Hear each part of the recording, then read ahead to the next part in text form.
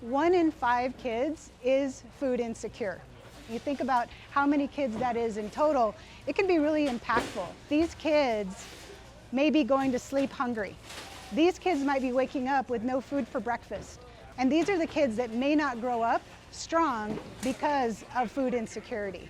This work is extremely important to me. I feel like I grew up in a bubble and that I was privileged in the household that I grew up in. I soon learned when I started my public health career that there were a lot of people within my community that weren't as fortunate as I was and that were struggling to put food on the table. When I opened my mind and my eyes to that vision, it really fueled the passion inside of me to make a difference.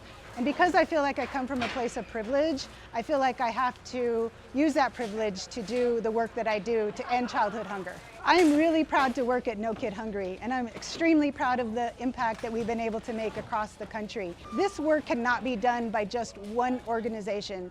It literally takes collaboration and a concerted effort to come together and really work on this issue because it is huge.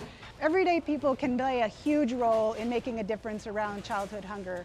Everyday people can donate funds to nonprofits such as No Kid Hungry to help make a difference, volunteer at food banks or other nonprofit organizations. And finally, everyday people can help advocate for bills that are really going to help on that policy and global level that are going to impact childhood hunger.